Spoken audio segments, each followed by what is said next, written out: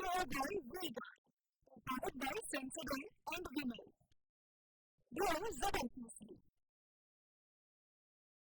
Associate sponsor UltraTech cement. નજર કરીએ 2024ની જે લોકસભા ચૂંટણી છે એ ભારતીય રાજનીતિના ઇતિહાસમાં અનેક રીતે અનોખી બની રહી છે. ચૂંટણીમાં મતદાર જ સર્વોપરી હોય છે એ ફરી એક વખત સિદ્ધ થયું છે, કેમ કે આ ચૂંટણીમાં અનેક બેઠકો પર આવ્યા છે ખૂબ જ ચોંકાવનારા પરિણામો. લોકસભાની ચૂંટણીના પરિણામો દરમિયાન અનેક બેઠકો પર અત્યંત રસાકસી જોવા મળી, તો અમુક બેઠકો એવી પણ હતી કે જ્યાં દિગ્ગજ ઉમેદવારોએ ધરખમ લીડથી જીત તેમને મેળવી છે, અને બીજી તરફ અમુક બેઠકો પરના પરિણામોએ તો ફક્ત ઉમેદવાર જ નહીં પરંતુ સમગ્ર દેશને ચોંકાવી દીધા છે.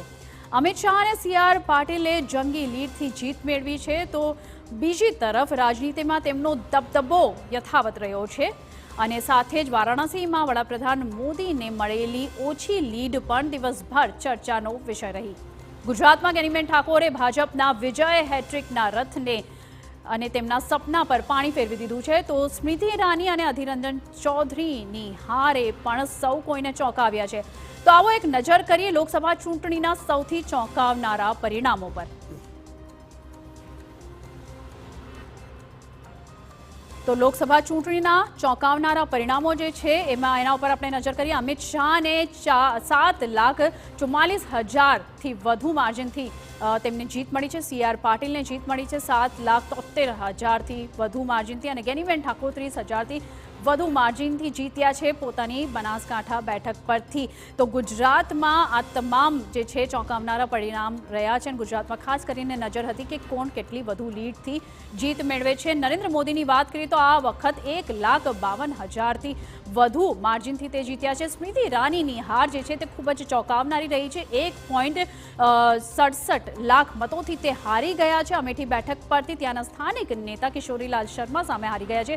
રાહુલ ગાંધીને સૌથી સારી લીડથી જીત મળી છે. અહીં 3,90,000થી વધુ માર્જિનથી તે જીત્યા છે. જોકે વાયનાડ અને રાયબરેલી બંને બેઠકો પરથી 3 લાખથી વધુ લીડથી તે જીત્યા છે. બીજી તરફ વાત કરીએ કંગના રનૌતને મંડી બેઠક પરથી જીત મળી છે. 74,000થી પણ વધુ મતોથી તેમને જીત મળી છે. જ્યોતિરાદિત્ય સિંધિયાની વાત કરીએ, ભાજપમાંથી પહેલી વખત તેમને જીત મળી છે. 5,40,000 મતોથી માર્જિનથી તેમને જીત મળી છે. અધિરંજન ચૌધરીની હાર ખૂબ જ ચોંકાવનારી રહી છે. યુસુફ પઠાણની સામે તે હારી ગયા છે.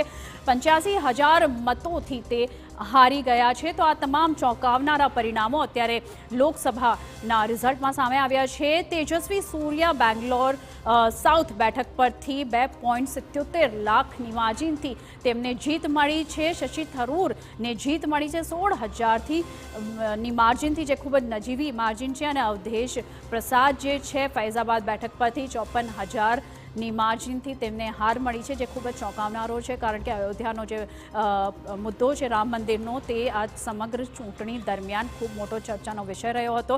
એટલે આ ફૈઝાબાદની બેઠક પરથી અવધેશની હાર ખૂબ વધારે ચોંકાવનારી રહી છે.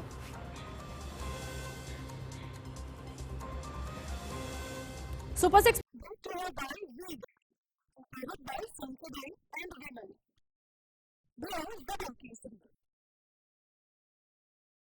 Associate sponsor UltraTech cement.